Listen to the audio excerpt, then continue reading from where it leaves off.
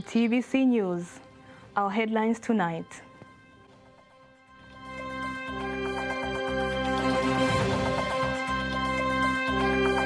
Vice President awards Best Industrial Producers for the year 2021.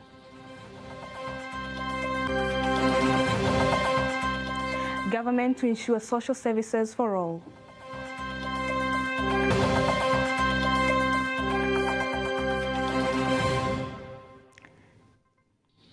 Good evening. You will be with me, Rose Shayo, for the next 30 minutes, giving you the latest and most credible news for today.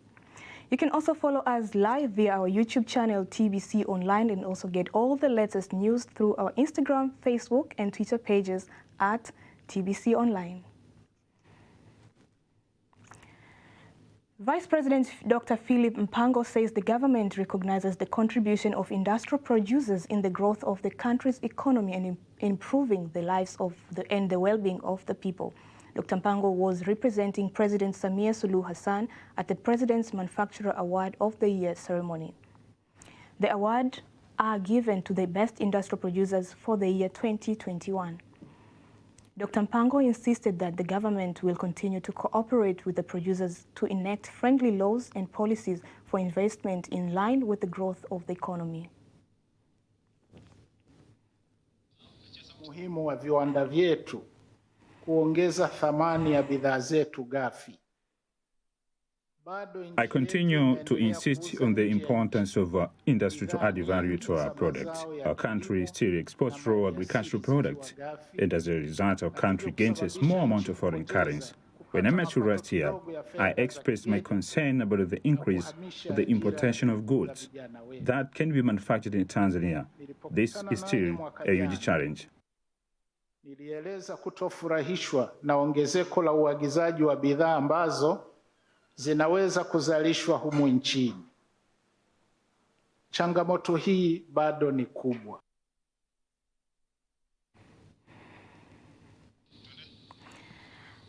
Prime Minister Kassim Majaliwa says the government led by President Samia Suluhu Hassan will continue to ensure that all social services do reach citizens countrywide. Mr. Majaliwa made the remarks today during the official visit to inspect the implementation of various development projects in Ruangwa district in Lindi. He has said that the government will continue to give priority to health sector by strengthening the services provided and the construction of clinics, health centers and hospitals in the country with the aim of moving these services closer to the people. Speaking about the electricity supply in the villages, Mr. Majaliwa said the government has assigned electricity contractors throughout the country, including in the villages of Ruangwa district, to ensure that the services reach all citizens. The Energy and Water Utilities Regulation Authority, EWURA, ensures Tanzanians that there is enough fuel reserved for more than 3 months to come. Speaking in an interview with TBC, the Director General of EWURA, Modestus Lumato, says the authority has managed to control the bulk importation of fuel as an effort to ensure reliability of fuel in the country. Irene Mokalinga has more. The Director General of EWURA, Modestus Lumato, was responding to a question on how the government is prepared to overcome the global fuel crisis as Tanzania imports oil. Earlier this year, the government provided a subsidy of 100 billion shillings to reduce the fuel prices in the country. According to Mr. Lumato, the government is prepared to ensure sustainable availability of fuel. The system that we have established, we are sure of having enough fuel for 3 months. But if you wait for the ship to bring fuel, He also noted that fuel prices in the country are comparatively lower than those in the neighboring states. This is a global problem and not one country. And every nation is looking for ways to tackle this problem. And that's why the 6th phase government provides subsidies. And in East Africa, Tanzania at the lowest fuel price. Talking to TBC, the Iringa residents urged the government to regulate the hike of transport fare. They usually increase the bus fare because of increase in the price of fuel. We are thankful for the subsidy provided by the government because it has been helpful. We ask the government to even add more subsidies so as to ease our life. Irene Mwakalinga, TBC, Iringa. The presence of quality communication infrastructure throughout the country is said to be the only way to improve digital economy in Tanzania. This was said by the Director for Information Systems Management from the Ministry of Finance and Planning, Dr. John Sau, at the conference that involved various stakeholders from the private and public sectors on digital economy framework. The conference had discussions that centered upon digital economy, whereby he says the government has already started its implementation. Yeah, today here we are discussing on digital economy, and we are trying to get some of the suggestions and opinions from the private sector and other public institutions. And the idea behind of this, we have a framework, a digital economy framework that the government is going to introduce. But before introducing the framework, we just need to get some comments from stakeholders. We have seen that the country now is doing very well in terms of digital economy, but what we need now is to put everything in place. And we are trying our best to make sure that all the parts which need to be in the digital economy are being integrated together.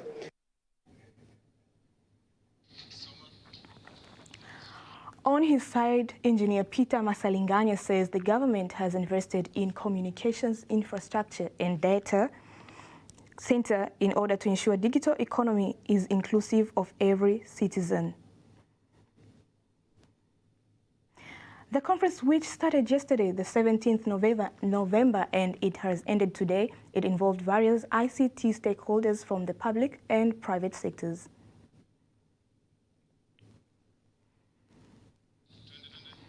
The government and policymakers have been advised to continue to be at the forefront in empowering and encouraging researchers of human diseases so that their research projects can bring positive results.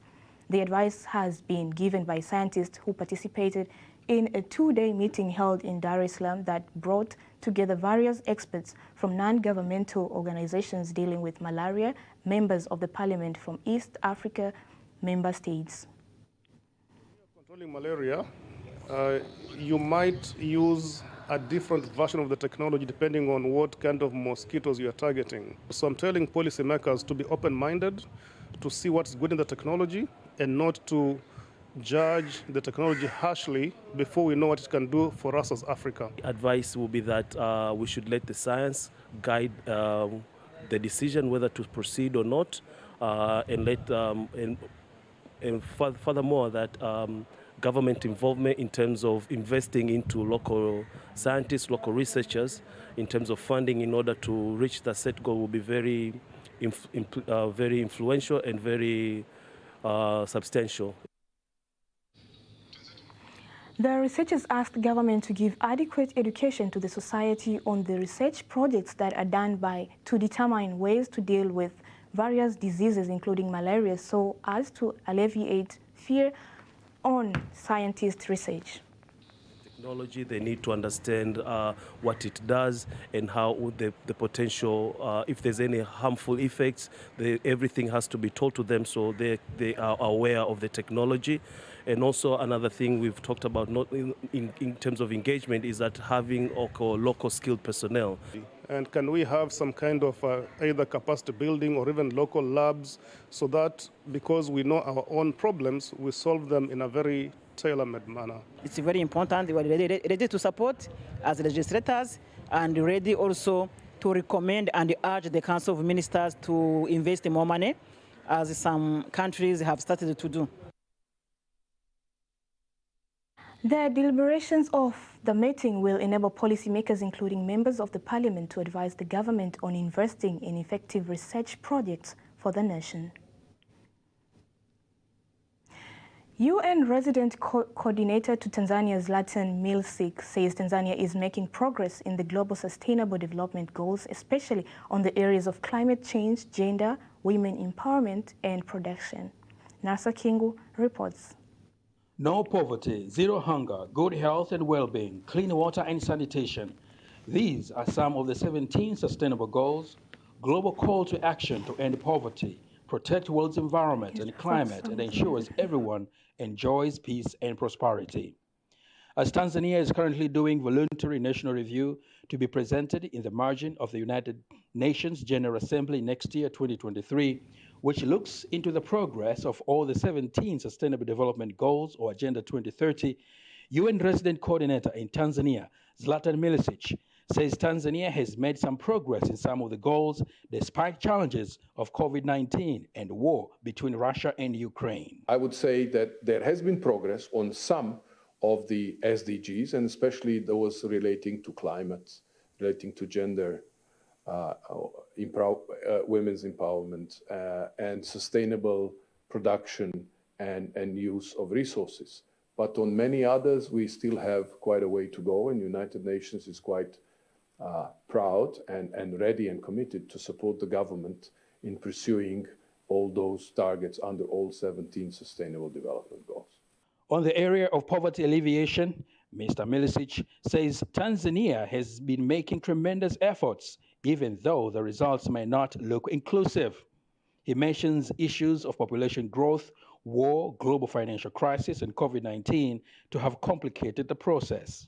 Tanzania is managing to reduce the proportion of the people who live in poverty, but at the same time, the actual numbers go up because population numbers grow faster than does the economic growth and its inclusiveness.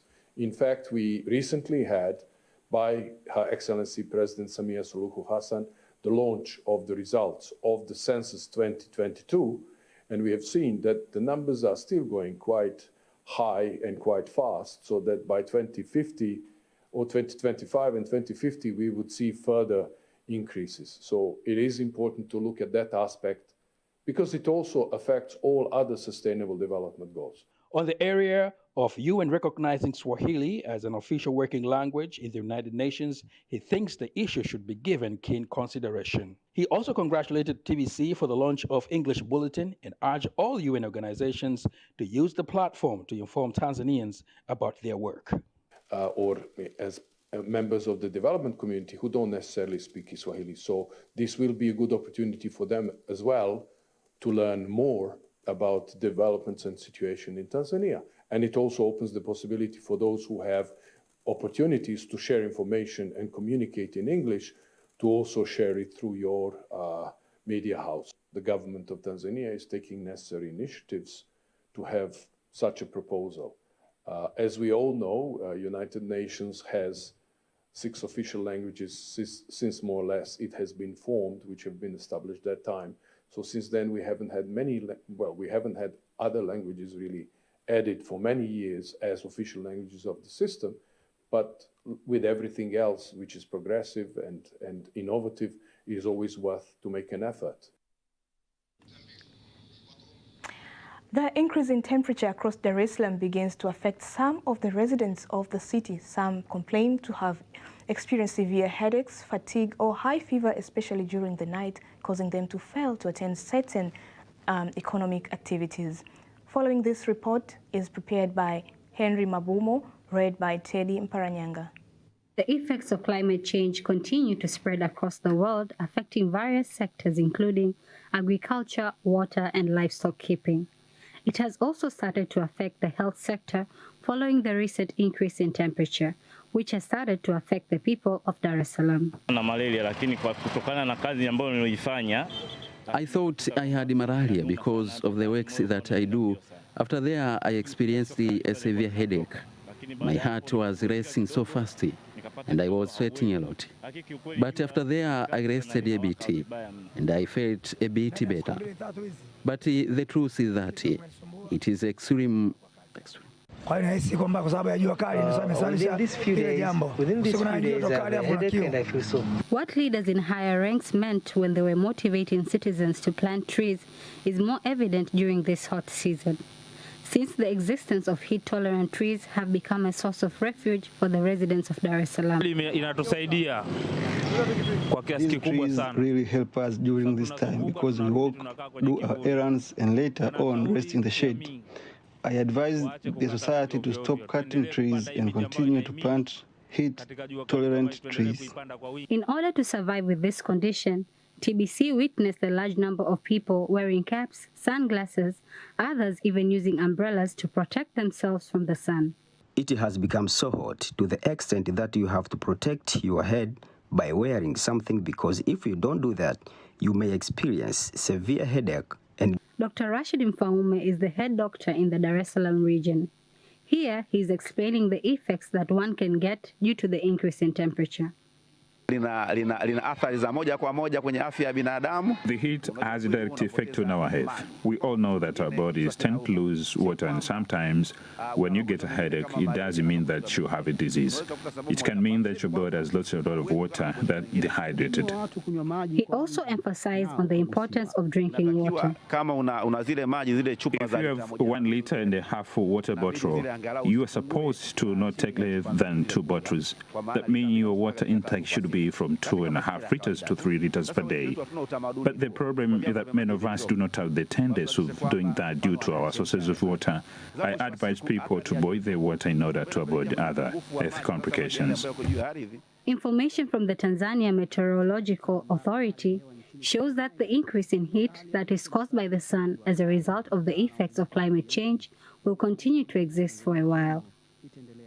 This report was prepared by Henry Mabumo, read to you by Teddy Paranyanga. The 6th African Conference on Emergency Medicine is ending today in Accra, Ghana. The conference aims at improving emergency care across Africa by conducting various researches and provision of training to healthcare workers. Apart from medical specialists, the conference has been attended by various presidents of associations of medical practitioners in the emergency medicine field, including the president of the Association of Emergency Diseases Worldwide. Tanzania has been represented by more than 15 experts. To tell us more on the conference, which started from the 16th of this month, we are joined by Dr. Peter Mabula, who is an emergency physician from Tanzania.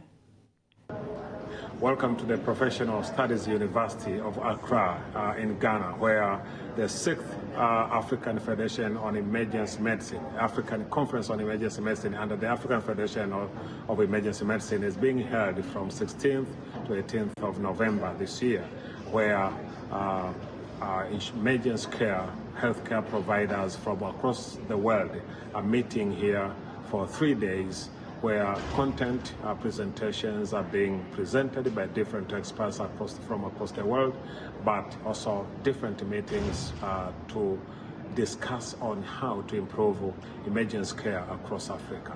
So we, as you may know, that AFEM, or African Federation for Emergency Medicine, has different zones, of which we Tanzanians, we are from the eastern zone, AFEM East, where it has all the countries making the East African zone, including Tanzania. And Tanzania has been represented by over 15 providers, healthcare providers from various medical facilities in Tanzania.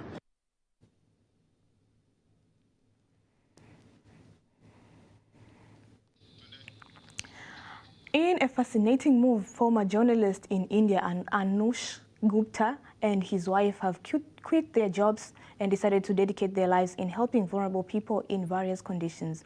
Our reporter Rehema Sebabili got a chance to visit the couple and has more details. Gunji is a non-profit organization founded 24 years ago by journalist Anshu Gupta, who had decided to dedicate his life to helping people with a wide range of vulnerabilities in India. More than 2 decades now, after realizing his dreams, a number of people attribute their living from Anshu Gupta's idea. Today, more than 150 people are employed here with different responsibilities. Some are in charge of separating clothes and other stuff like books, then washing them, straightening them, cutting them, and then making menstrual pads for women who are not able to buy sanitary pads. Gupta says he feels proud to help others and feels like his dream has come true, as he wants his vision for Gunji to grow as an idea where organizations and individuals across the world can take up the work by learning from his experience and help reach the basics of life to people who need it urgently. Doing good is a collective responsibility, right? Because all of us want to live in a better world. So if I am privileged to have resources, if I'm privileged to be born in a place where I had access to resources or access to school, or I can speak more than one language, I would say that it's my responsibility that I share it with people. That is it. Because I do not want a neighborhood where people are not getting the basics. And each one of us in the world has enough power to bring a change. It's not that you need a separate kind of people to do something good. Gunj is an NGO which is totally devoted on service to humanity. And you have seen today, you have gone through, that this is the result of passion and the silence probably, that they are doing their hard work and delivering to the mankind without any expectations, without any demand. And this is a selfless kind of service which they are doing through sheer hard work. People are not interested that they should be paid money. People are not interested that they should be rewarded. People are not interested that they should get some kind of benefits. And they are just busy in doing their work and offering to the needy people whatever can be offered. And they are converting the waste material into a very valuable kind of a thing. And this is real India. This is the strength of India. This is what we do. Whatever we do with passion. And probably that is what we wanted to offer to our Tanzanian guests. Some of the Tanzanian delegation members from Chamber of Commerce, Industry and Agriculture, TBConline, have had the opportunity to visit the organization. We have said nothing. If we have said about the putting impact to the life of people, then we rarely do so. But as we have seen from here, we think not only motivating people to have a profit and to invest. Anshu Gupta is focusing on global replication of his model to bridge the massive gap of social and economic inequalities between urban prosperity and rural poverty. Reporting from New Delhi, India, Rehema Sebabili, TBC. Thank you, Rehema, for that wonderful report. And on to the next story. Animals of the wild continue to fascinate us with a resemblance in characteristics with human beings. In Kigoma region of western Tanzania, on the shores of Lake Tanganyika, lies Mahale Mountains National Park, which hosts the largest population of chimpanzees than any other park. The chimpanzees in this park display some human characteristics such as empathy. Margaret Getty has more details. Fascinating how chimpanzees value the bond built by family members, and children to them are of high importance. Mahale chimpanzees carry an amazing history, especially the two groups that have been properly researched from 1960s. The chimps are in several groups, and the well-known ones are Group M and K. The groups were given these names in order to identify them for research purposes. Known by the name Mkombo, said to be the oldest chimpanzee in Mahale Mountains National Park, Mkombo is approximated to be more than 50 years old, even though it's not the correct age, because when the research started, Mkombo was still a child, and it's been more than 50 years now since the research started. This chimp was not lucky enough to have a child. After her child died years ago, she never had a child since then.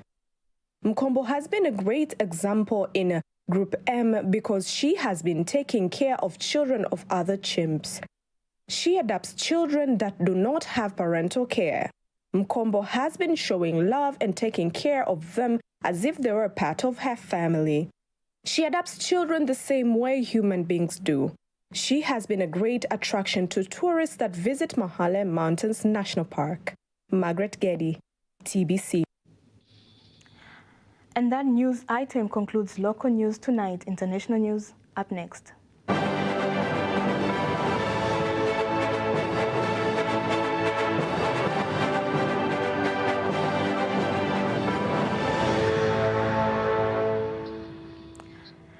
And here is Teddy Mparanyanga with international news. Leaders of the Asia-Pacific Economic Cooperation (APEC) have started their summit today in Bangkok, Thailand. The meeting aims to discuss how to strengthen the cooperation in the region. The Prime Minister of Thailand, Prayut Chan-o-cha, who is the host of the summit, says that the region must work together to bring sustainable economic growth that will put behind the existing differences. The Vice President of the United States, Kamala Harris, has attended the meeting where she says that the United States will continue to be close to the nations of the Pacific region. Outside the APEC summit, the people of Thailand have protested while complaining about the rising cost of living, hence asking the Prime Minister of the country, who is the host of the meeting, to resign. The meeting was also attended by the President of China, Xi Jinping. The country of the Dominican Republic is building a wall to control illegal immigrants from entering the country. The government of the Dominican Republic has taken that decision because they claim that the country is small and cannot welcome every foreign citizen. Yesterday, the country's government started the exercise of repatriating thousands of undocumented immigrants from Haiti, the move that has been complained about by the refugees. Citizens of Haiti fled to the country of the Dominican Republic after their country was hit by chaos caused by gangs of hooligans opposing the country's government. Of the news bulletin for tonight. Once again, I'm Rosa. Have a lovely night.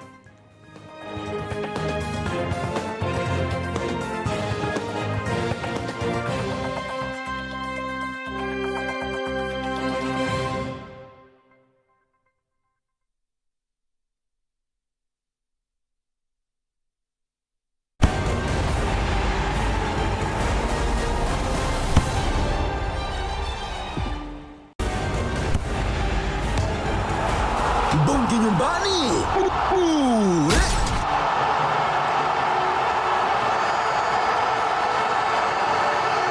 What a way to start for Brazil. Kutoka Tanzania mpaka Qatar. Safari hii tunarudi kivingine. Hawataamini nawaambia. FIFA World Cup 2022 live kutoka Qatar.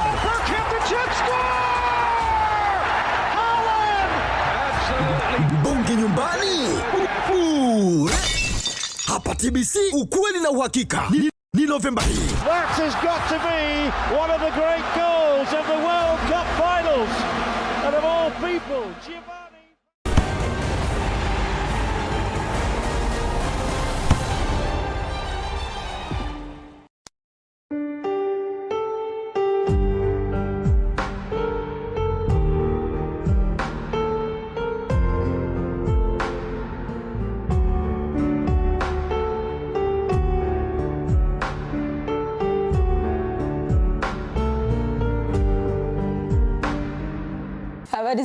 Habari za wakati huu, mtazamaji wa TBC1, na kukaribisha katika kipindi cha mahusiano. Kipindi chako pendwa kabisa ambacho kinakupa elimu kuhusiana na swala zima la uhusiano kati ya baba na mama, kwa maana ya familia, lakini hata jamii nzima kwa ujumla. Karibu katika kipindi cha mahusiano. Hii leo nitakuwa na Ruben Dibo. Anafanikiwa Inspiration kutoka hapa jijini Dar es Salaam, lakini pia nipo na Susan Sanka. Yeye ni afisa